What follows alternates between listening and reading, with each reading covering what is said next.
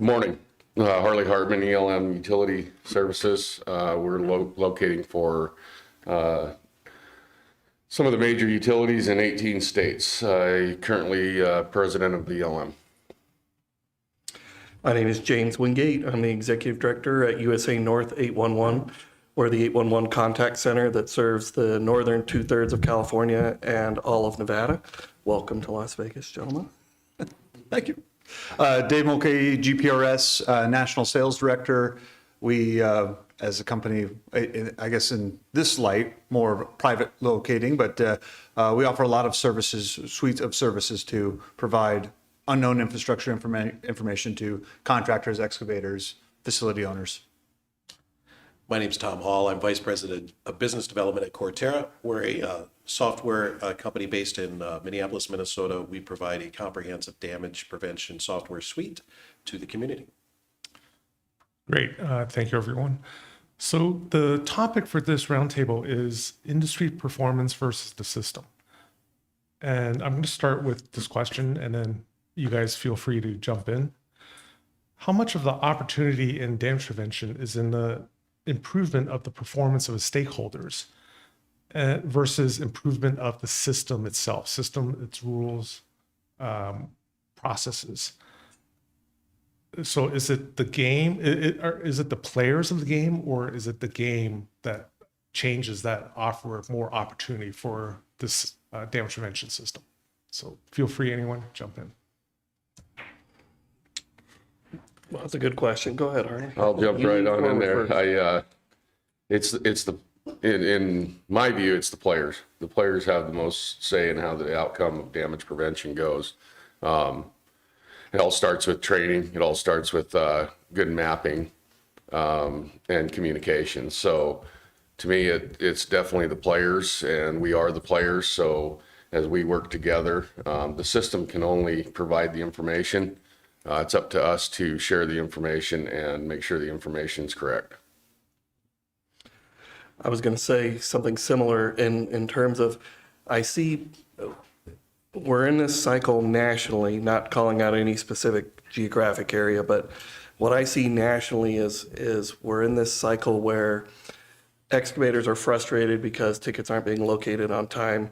So instead, if they know they have 5 crews, but they know that they can roughly start on only half of the tickets they submit on time by the legal start date, then they are motivated to create 10 tickets instead of 5 tickets so they can have their crews go somewhere.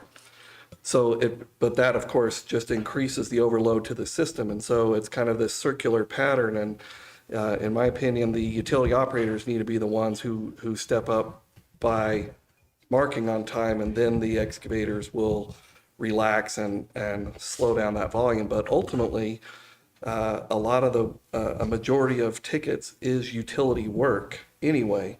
So in some ways, it's, excavators, subs for utility A who are causing problems for utility B, and then the subs for utility B, the excavator subs causing problems for utility A, or there are multiple, but they're ultimately doing it all to themselves. And sometimes it's one arm doesn't know what the other arm's doing. I mean, even just yesterday, Sarah and I were visiting City of Las Vegas Public Works Director, and they were commenting on how their locating staff, Harley's guys, in fact, have a hard time keeping up with some of the work that their own crews call in from the excavating arm of the city, because they're not coordinating that. And their own crews are saying, hey, wait a minute, why did you create this ticket? You don't even have, that project isn't even fully green lighted yet. So it's just kind of interesting to see how sometimes the companies are so big that the utility operators are doing this to themselves ultimately, in my opinion. It's interesting. I was trying to pick out which one you were fighting for, or which one you were saying, whether it was the players or the system. It sounded like you were going to go the players, and then you almost went back to the systems kind of created this gap, this issue where I think that all the players in the game want the correct outcome. Every stakeholder wants damage prevention. They do not want utility strikes. So I think that the why for everyone is all the same. We want this. Now, I think that there's been gaps in the system that I know I've seen on my side. Customers will contact my company and contact us saying, we are having some issues. We've had some issues in the past. We would like to approach your company to help solve some of the gaps that we've seen, whether it's a late ticket or a no-show or whatever it might be, to help bridge that gap and build that gap. So I felt like you got around to maybe the system has created some of these gaps. All the players, in my opinion, are really trying their best, but they also see the gaps and they see, okay, I can take advantage of these gaps and I can lean back a little bit instead of overperform. I think they're performing to what the system has said, this is what we should do, but overperform, I think, is where you were mentioning we have the ability of taking an extra step and maybe doing a little bit more on the player side. So again, if you're going black or white, it's gray. And it's almost every time you get into any black or white conversation, gray is going to be the answer. But yeah, I see both. Yeah, I think you're exactly right, because when I hear that question, I think it's a little bit simplistic to ask the question in the manner that it's asked, because it really is kind of, like you were saying, a holistic thing, because I like to relate a lot of things to athletics. And you think about, the players can only play within the system that the rules have been applied, right? So if the rules are saying you have to do this, or they restrict, or this or that, then there's something wrong maybe with the system, if you will.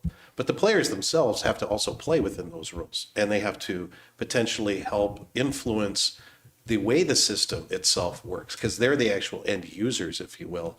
And so the system, if you will, people in your position, James, and running contact centers, are they as receptive to what the players are actually saying in the field, so that maybe there is some effective change that could be made so that the system works a little bit better for the players? But I think I look at it as the players ultimately have control over how the system goes. We tend to overload the system, or the system is not functioning correctly because the players aren't communicating. But does the system allow you to do that? Because if the system allows you to do that, well, then the players are going to do what the system allows you to do. So that's where the system itself has to say, okay, if we have an issue here, well, let's identify it and do something about it, as opposed to blaming someone else about it, right, to some degree. Yeah, but I don't think it's been identified what is the key issue here, right? You're hitting it on the head. We have a ton of discussions like this. But what happens after these discussions, right? Point. Are there constructive action things coming out, right? I know we have a 50 and 5 initiative with the CGA, and I think we'd all love to have that happen. And I really think that's a great thing, but what's the path to that, right? I mean, I think we have an idea, but has it been charted? Have there been milestones charted? So let me jump in. Tom, you brought up athletics, and let me give a quick example. So in the NBA now, 42% of all shots are 3-point shots. Okay, and the 3-point line was just established in 1979 and 1980.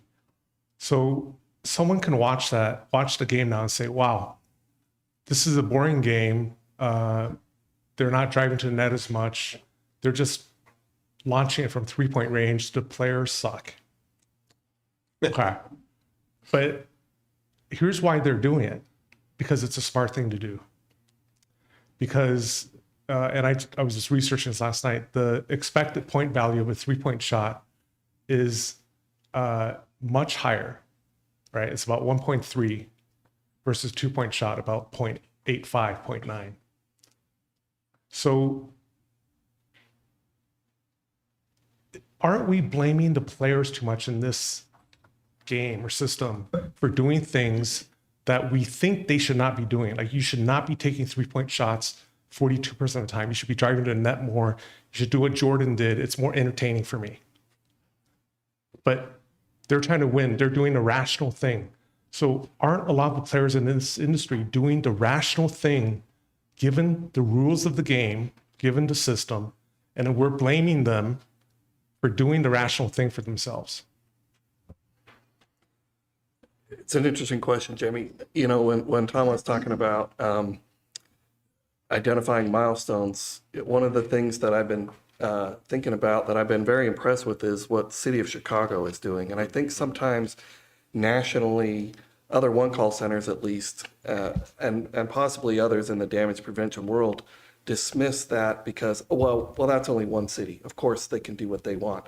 But if you've seen what City of Chicago is doing as far as they control the process start to finish. If somebody wants to come in with a fiber project, it's all laid out, it's planned, it's scheduled. The tickets are almost just a formality when they get to the point of excavation because they've already planned it. All the other utility operators know about the project, so the resources are there with plenty of time, months before shovel goes in the ground. So if it's a utility operator that's large or they have a contract locator, they can bring in people and things like that. I suspect, and I don't, I can't speak to your business all the way, but I suspect one of the challenges is when you don't know about a fiber build out, for example, and all of a sudden there are a lot more tickets in a small geography than there have been historically, and they expect them done immediately. Just last night, I had an excavator pull me aside and say, "We're coming to Vegas to do fiber. We want to get in and get out." And I said, "I think you're probably not going to have that kind of success in Las Vegas, where Nevada's really good on damages. They only had 509 damages last year, and the regulator investigated every single one. It's amazing.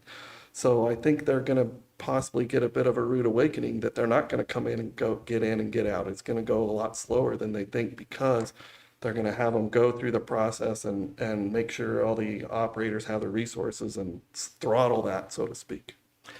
That's interesting because that's one thing that ZLM we like to try to do is keep our guys in each state engaged with the call centers, with the committees, to try to get a heads up on what work is coming. Because you're right. I mean, when our biggest challenge is the amount of work and the unknown work daily.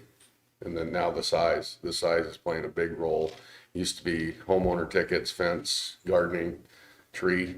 And now we got miles and miles of infrastructure going in. So it's challenging. When you see states, though, as you guys know, starting to react to those things, again, adjusting the rules, if you will, to accommodate what reality is playing out. And so there's limiting, the scope of certain tickets in certain states so that companies like you or utility owners aren't hit with these huge, large projects that are unexpected. Because it's one thing to know about it.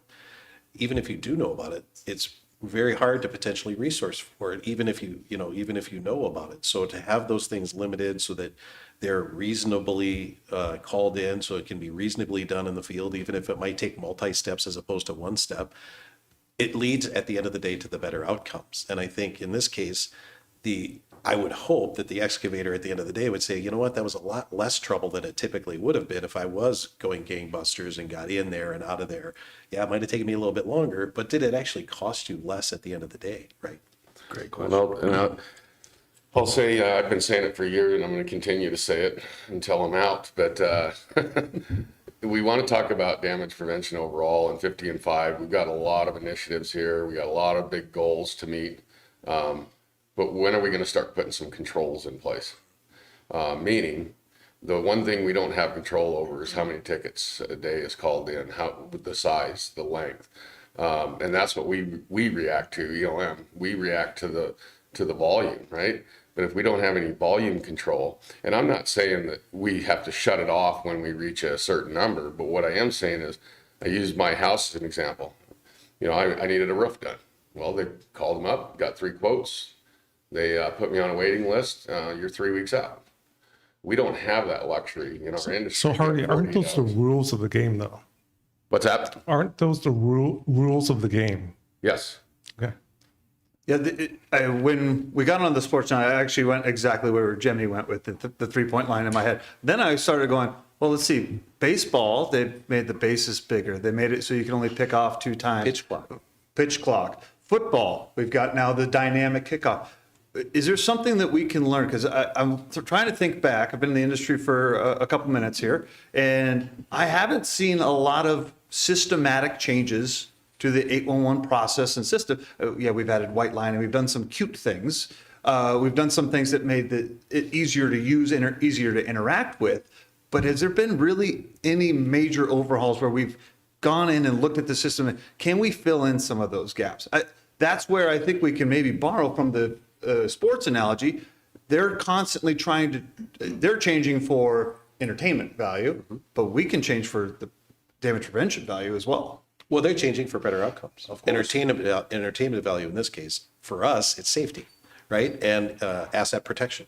Because at the end of the day, no one wants anything to go boom. No one wants anything to be destroyed or any lives to be lost.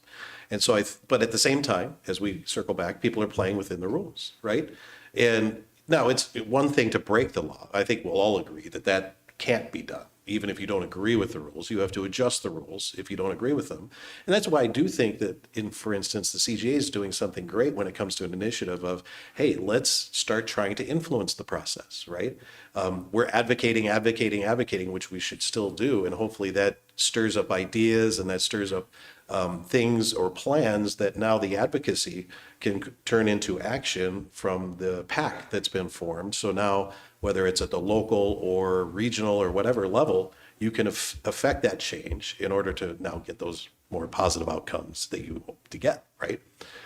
Or limit things, et cetera, et cetera. I know I'm talking more than my share already, but along these lines, as more and more projects are coming in, as we all know at the table, and probably most of the audience too, is, the BEAD money that for these telecom projects that we've been expecting has been delayed, but there's still the federal infrastructure bill. I mean, we've got over $1 trillion worth of money trickling down that's going to impact everything. And I just don't know if the solution is hire more locators is really going to work. I think this is where the technology needs to come into play. And what I mean by that is, it's hard to get the young people to go into the trades, period. And then the locators are fighting with excavators and with utility operators and everybody for resources as far as just recruiting sheer people and then training them up. But I just don't know that that's the answer to doing it that way. So I really, Harley mentioned earlier about maps, and Dave and I have had this conversation before, and even Korterra, you guys are interested in this topic too, but why, if the utility operators invest in good maps, I think that's going to pay dividends. I'm excited for some of these white papers that are coming out from CGA. One, trying to get a water district in California that has, over the last 5 years, they had 50,000 tickets that they've rolled on, not tickets they've received, but where they've actually deployed locators in the field, and they've had 99.9% accuracy in their locating. And not because they have tracer wire and everything, but because their GIS is good, so they know they can find stuff and they can actually measure off that and mark based on measurements because they trust their GIS so much, to the point of only 1 damage in 2023. And so I think investing in the maps, sharing the map data, and Dave and I have talked a little bit about potentially a pilot of us at USA North sharing some of their information with excavators that would help for privately owned facilities or even not privately owned facilities. But I really think sharing the maps is a big step that's going to help. And hopefully we'll find some progressive utility operators who want to do that. And whether they do that through me or through your software or however they choose to do it, I think the days of Homeland Security argument being stronger than the argument for damage prevention, I just don't think that there's enough Homeland Security drama to outweigh what we see of the hundreds of thousands of damages across the country every year from accidental damage from our own citizens. So that's where I'd like to see things go as far as changing the rules of the game. Yeah, and I'm glad you brought up the idea of providing more information and more data to that excavator. That is something that we strongly feel. The excavator is our client at the end of the day. They're the ones contacting us saying, we're digging, we don't want to hit anything. We're calling 811, we're doing our process, but we want to do an extra step and get more data if possible. And that's getting more data to those excavators has time and time again proven out. But I mentioned to you that we ran a pilot program, and we did this in Texas, where we were providing excavators with more information, more data on, hey, actually there's private facilities here where you're digging. And we saw the normal strike rate go from roughly 6.7% down to 0.24%. After getting more data, more information. We're going to talk about this in best practice as well, just to get this out there, is we're on to something. If 50 and 5 is where we want to go, more data to excavators is that path. That right there, that solves 50 and 5 immediately. 6.7% down to 0.24%, solved it. On that note, we have a question from audience member. Please introduce yourself, your company. My name is Brian Peters. I'm from Korterra. So the question that I have that I've frankly been surprised about with this industry is the construction industry, from its sheer size, far outweighs, the 811 space in general. So what are call centers, talking about the systematic issue, what are call centers doing and what are call center solutions doing to open up the availability for third parties to place tickets within those systems? Because I think the biggest problem that we have is an over submission of tickets, because these organizations are trying to make sure that their staff are fully occupied and their jobs can continue when there are delays in other projects. So frankly, what I'm surprised about is the lack of availability of APIs for third-party construction management solutions to be able to schedule tickets, submit those tickets, be able to gain the status of those tickets. When you think about it, the throughput of our construction projects, they start with these 811 tickets. So the first question is, do we all recognize the financial impact that delays have for construction projects? And secondly, are we looking for solutions to meet the construction industry where they are and how they manage projects today, so we can reduce submissions, so we can reduce resubmissions, and so we can better help them manage their projects? Well, I guess that one comes to me. At least the start of it. Yeah, I was going to say, right, yeah. So that's an excellent question. And without getting vendor specific, I can tell you at my contact center, at first we said, you guys all know the history. At first, everything was done by telephone. Then we started doing it by web. And now there's a move to have it be mobile. But now we've been thinking about APIs for a couple of years, and for that exact reason, because we're finding that even large companies, as the project comes and they get awarded the bid, they're starting to use software to reserve personnel and equipment and materials, and it's all tied to a calendar. So then when it comes time to create the ticket, you have someone at the office who's got one screen with their work management software and the other screen with our web browser or a browser keyed into our website where they're copying and pasting into our ticket system to create the ticket. So why not have the systems talk to each other and have that generated automatically? And then we know it won't be too early or too big or whatever, because there is a geographic component to all that as well. So yeah, I think that can absolutely be done. There are also some new products that are newish products over the last 5 years of ticket management software for excavators. The TMS market for utility operators has been around for a long time and is very mature and brilliant in my opinion. But now there's probably almost 10 vendors who make software for excavators now, and we're getting approached by them to say, hey, we want to put in a component. And so one of the challenges we have, not to get too technical, but we've got to move the business rules from the ticket creation browser part to have it be on the back end part so that it can have other inputs. So we're working on that with the vendor that creates my ticket system software, but there are about 5 or 6 vendors that make software for the other call centers. So I do think that is the future. I'm not sure how big of an impact that will have in this whole role, because usually the good excavators are already creating their tickets online. This makes it easier for them. It will cut down on the person at the office who knows that, hey, I just renew this ticket until they tell me to stop. And so I think that'll help with those types of things, and that could help take down some unnecessary volume. Just that itself would be, I think, you hear, because we hear all the time, to your point, from excavators, why can't we do the same thing your utility clients do, right? Which is manage our end of the business.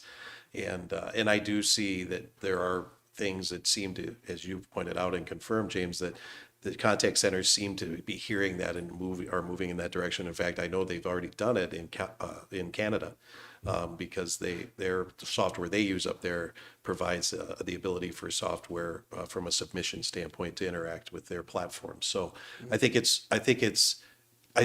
there were some fears in the past that, we can't control this. Yeah, you could still control that if you want to at the contact center level, because the same rules apply whether you're doing it through your portal or not, right? And this just gives, I think, a better way for them to your point, to manage the tickets appropriately. to also then confirm that a ticket was actually produced. So, oh, did we put that ticket in or not? So you can, make sure that, Joe or Betty didn't forget to do it. We intended on it, but we forgot, unfortunately. So I think it would definitely, we hear all the time again from the excavation community. And as Brian pointed out, as we all know, they massively dwarf the utility community. And so it's good to see that things are being done more to bring them in the game. We talked about sharing information, which people have been talking about forever. I've seen that too, where things seem to be a lot more liberal when it comes to that, still within the measures of keeping things secure at the same time. So that's all progress. We just have to keep pushing it in that direction. You mentioned some of the best practices we've seen out of Canada, and one thing that we've pointed out, we've seen that they'll allow another option to that excavator, so that excavator will get a notice back. We cannot be out in that allotted 2 days, but you do have an option. You can go to hire a private locator and spend money and get this still done, so you're not seeing that delay. And you don't have to stop the question about delays and do we see the impact. Myself and Harley, I know that the excavators are constantly telling us about the delay time and what that really costs them at the end of the day. And that's why I think, again, borrowing a best practice from what we're seeing in Canada might be a great add to the system, giving another option, another capability to that excavator, make sure they can not have that delay and continue with their project. Yeah, they had a lot worse problems than the organizations here in the US had with resources, and they had to react to that because, tickets were being 2 weeks behind, and that's just unacceptable. So they were proactive and gave the excavator and, frankly speaking, the locator more ability to kind of, work together, get the job done. At the end of the day, everyone's doing things safely, and now you're agreeing on the time frame, and the law allows for that flexibility. We're seeing a little bit of that. I've seen a little bit of flavor of that in certain states where, they're saying, okay, as long as you tell us that you've made arrangements with the excavator to do a different date or whatever, and you status the ticket appropriately based on that, then everyone's good. You've accommodated the law in certain states based on that. Now, on the other side of that, is that being taken advantage of course. And so that's, again, where you have to constantly look at the system and say, okay, how do we make sure that the unintended consequences are also taken care of, and be nimble enough to do it rather than just have it linger out there forever. So Dave, following up on that thought, you mentioned about more options in Canada, maybe more flexibility. The consumers of the output of the 811 system in the US are the excavators, right? Currently called the paint on the ground. But they're not paying customers of the system. They're not paying customers of the facility owners or the facility owners' contractors, the contract locators. Would they get better service if they were paying customers of the service or the service provider? And a follow-up, what's an example of a free service you use that is great in quality and on time? I guess I'll start here because especially with the paying customer thing, when a customer hires us for a project, it's pretty straightforward. We are going to dig here, we are designing a project here, whatever it might be. The scope is clear, we know who our client is, we know what they want at the end of the day, and they're holding us accountable that they're getting that at the end of the day. They're getting the map they need, they're getting the mark out they need, everything. That's very clear and cut, right? We are paying for a service, we are going to provide the service to the quality that you're expecting. As far as the free service that I think I was joking about this, about some of the free service, other than Google, I think is free, and I enjoy using Google, but is it free? There's no such thing as a free lunch at the end of the day. Well, the fire department's free. Well, is it? Tax dollars go to that too.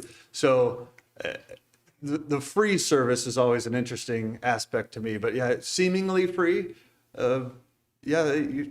Sometimes a little fire breaks out and the fire department comes and floods your house and, hey, we put the fire out, that's good, but I'm not happy with the result. Yeah. It's an interesting question. I've heard the phrase good, fast, cheap. Pick two. Yeah, you can only have two. Right? So in this case, if the excavator wants good and he wants cheap, meaning free, then that means he doesn't get fast. And that's what's happening today, right? If he wants good and fast, that means not free. And perhaps that's when a private locator comes into play to keep up with the volume. So it's a great point. You know, sometimes when excavators at the contact center, sometimes we'll get some rookies who are new to the area, and they question everything like, why do I need to give this information? Why do we need to get that? Why do you even care about my mailing address? You should only care about the dig site address.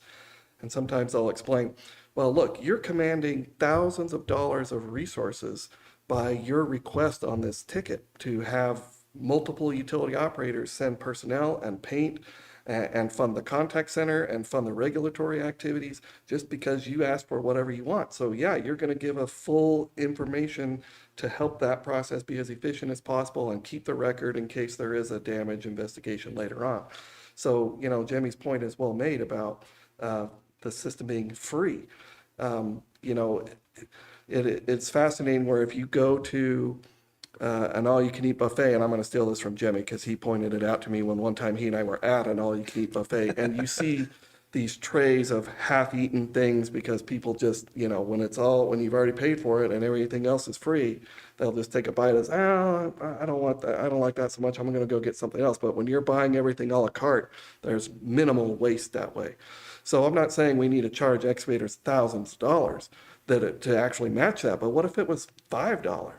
Even just a nominal amount to force them to recognize a transaction, would that change behavior? I guarantee it would. Even some of the software I was talking about for excavators to manage their tickets, some of them charge by the ticket transaction, and they found that excavators are very, they monitor, even though you're talking cents, less than $1. 50 cents. They're all over How efficient are they now? Right, they're monitoring that like a hawk to make sure they don't have extra tickets. So I like that. I like that we're seeing that as proof of concept right there.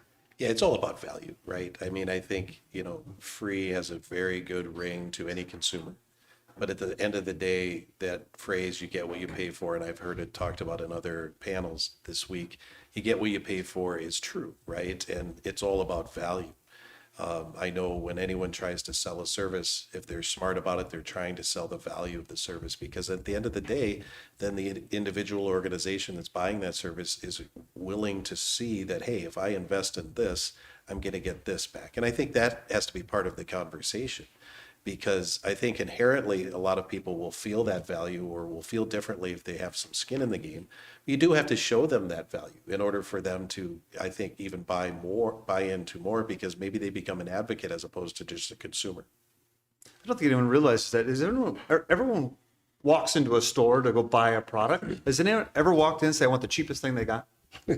No, you're trying to find the best value. Not one time have I ever walked into a store and said, I want the cheapest one. No, you're trying to, and today, especially with the the internet and Google, you can research and you can go in and based on ratings and credible feedback, you can actually see what is the best value, right? And sometimes it's the more expensive one, but a lot of times it's, the middle of the road to the maybe a little bit higher end one. And occasionally you get very lucky and find that, oh, wow, there's a great deal on this. And the cheapest one happens to be the best as far as quality and value is concerned. But I think that's the consumer mentality is different in that manner as opposed to something just being given to you, right? There's no appreciation. I think the analogy about the buffet is excellent because it's totally true. We all do that at the buffet is, I can eat all I want. I can go get another plate. But if you're actually saying, okay, this is going to be my meal now, I have to be happy with it. Otherwise, buy another meal. Well, you're going to be a little bit more calculated on your choice, potentially, right? I'm gonna chime in. I had a situation in Utah. So we're talking about charging the contractor. They pay more. I've got a big contractor in Utah right now that I just had conversations with last week and let them know this morning that unfortunately I went ahead and pointed them toward a private locate company. They were willing to pay ELM to come out and mark their jobs for them. They called in a ticket, can't get marks on time, can't get the project going, so they're willing to pay ELM to come out and mark everything for them and stay with their project. I don't have the resources. I got the 811 tickets are tying my guys down. So this morning, as of this morning, I let them know that here's a company that does private locates. I'd reach out to them and see what they can do for you. Because right now, all we can do is keep up with so it comes back to the resources. I mean, they can pay whatever they want, but if I don't have the resources to do it, Yeah. Make sure you get my card before. So far, I've heard these are some things I've heard that if stakeholders did better, the system would work better. They're overcalling tickets, calling tickets they don't use, tickets that are too long, tickets that are too large. We can use better maps from utilities. But when I think about that list, I think they're doing those things because they can do those things. They're compliant with the rules of the game. I'm taking 42% of my shots from 3-point range because I can and because it helps me. What's an actual example of something a stakeholder is doing that hurts the system and maybe hurts themselves that's actually not compliant with the rules of the game? Because I'm getting back to, is it the players or the game? I've yet to hear one thing the players are doing that's not compliant with the rules of the game that they should be doing that would improve the system. Interesting when you use the word compliant, and I don't know, we're in a lifestyle and a culture. Compliancy is status quo. It's a C. If you're in school and you're going through, okay, well, I can be compliant. I can pass if I get a C. But there's very few students that go through with the idea that I'm going to just get a C. C's get degrees. That was the old thing in college for me. I was a sports guy. So C's get degrees. That was the whole idea. Just get through, you're good to go. But No one asked your GPA out. yeah, hold on, I'll post it after. But the compliancy, yes, I agree. I think the system has set up a compliancy where all the stakeholders can be compliant. But to Harley's point earlier, I think that a lot of us as stakeholders see the opportunity to go out and get B's and A's. And I think we've seen it in a lot of 811 centers where they're being innovative. They're trying to set up some of those APIs that were mentioned. They're trying to go outside the box. So when Jimmy posts the question, is it the players of the game? Yes, I think the players are being compliant. They're getting C's. But I think we're seeing a lot of opportunity where other players are going out there trying to get the B and the A. They're trying to do a little bit more. And I think that if more players thought like that, if more stakeholders thought like that, that might rise the boats, rise to the tide, as well as the system. I agree. I think it allows for a compliance, and I think that we could fill in there a little bit. But I still see both sides. I know Jimmy posted the question of it seems very one-sided, but I can still see both sides playing a part here. I think the players, and when I talk players, I'm talking the utility, to answer Jimmy's question or to chime in on that question, is I think the players are, especially utilities, what I've seen over, especially the last 5 years, is taking a more active role on better mapping. Mapping as it's getting put in, better records, sharing those records, right? We talked a lot about sharing to the contractors. I'm very big on sharing information. The more information we can provide to one another, same way with the excavator. The more information you give me on a ticket, the better a job I'm going to get done, because it's very clear, precise. I know exactly what you want. So I'd say, I think the players are definitely taking that active role to go from getting C's to B or an A, right? And I've seen that over the past 5 years, and especially the last 5 years.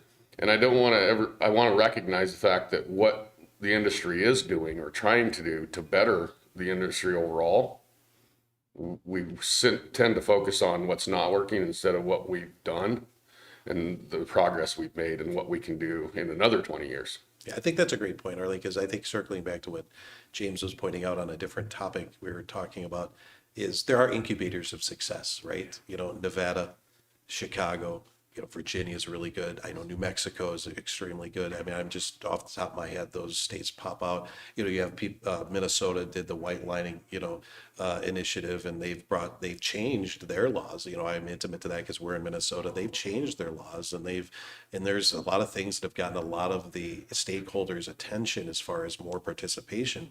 I think the other thing we haven't talked about, though, that really needs to happen as these things evolve is the ability for everyone involved to invest more in the resources and I know it's, when you're talking about manpower, that's one thing, but I think investment, one of the things I've seen in almost 15 years in this industry is the investment is just what it needs to be, right? I mean, you look at an organization, take a large utility, right? They'll spend money, for instance, like nobody's business over here in HR, but when it comes to damage prevention, it's like, that's a complete expense to them in most cases, you know? And so they don't, it's just so strange, I'm sure all of us sitting here, that you wouldn't invest at least in that as much, you know, when you're talking about protecting the things you own, in essence, right? And liability and all of that. It just seems rather short-sighted to some degree that the investment in a lot of cases isn't being made, so that the mapping isn't being updated to the degree it can. Investment in tools like better, you know, resources in the field or better software or whatever it might be. So.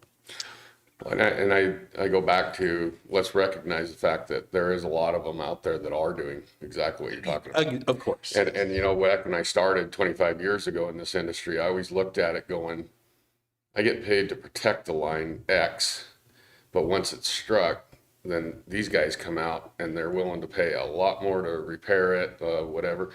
Why not put that money up front to protect it, and then you don't have to spend that money on the back end fixing it, right? Well, and all the other ancillary exposure you get, you know, I mean, obviously the classic is you don't want to be on the evening news or anything like that. And it's just the end of the day, just the safety itself, you know, the protection of the asset and people around it. And they're so vital no matter what you're talking about, you know, whether it's water or gas, right? You know, the protection of the infrastructure allows for everyone to have the continuity of what the service that they're used to having be there. And some of it is critical, especially when you talk about how dependent we are on, you know, internet, fiber, et cetera. You know, when we checked in, as a matter of fact, in this hotel, their internet went down. They had an internet system and they were completely down. They couldn't do anything for us. And so obviously it's extremely critical. And so there's a lot of people doing the right thing. And I think those situations, those incubators, if you will, need to be emulated more and need to be, you know, talked about more so people can get those types of ideas and apply them to their situation to the best they can.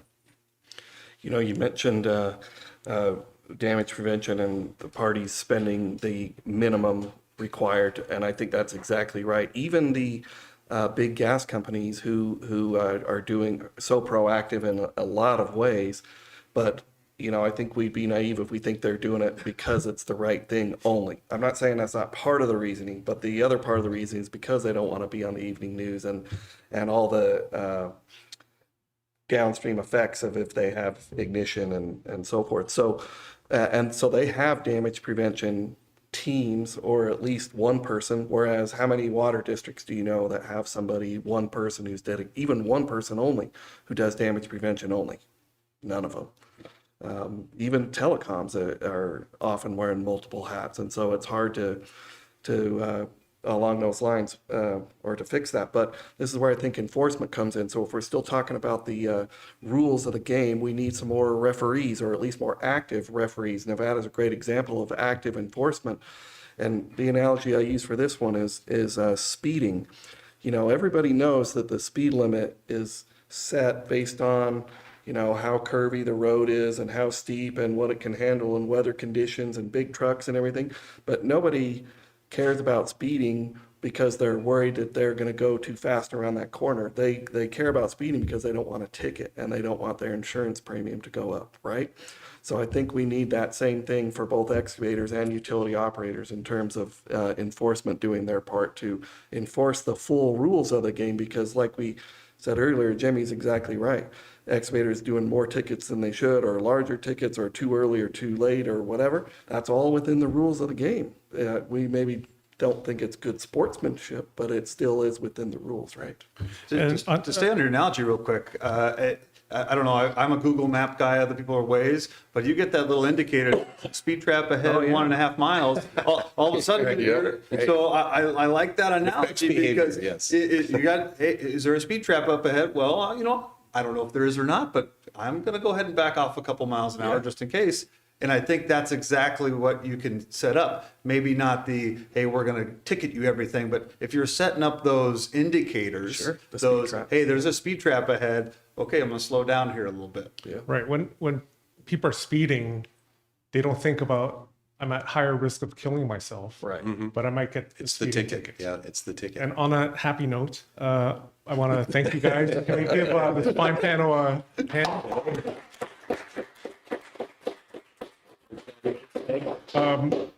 We're going to be back here at 2:30 p.m. Pacific time for our all-star panel. You do not want to miss that. Thank you.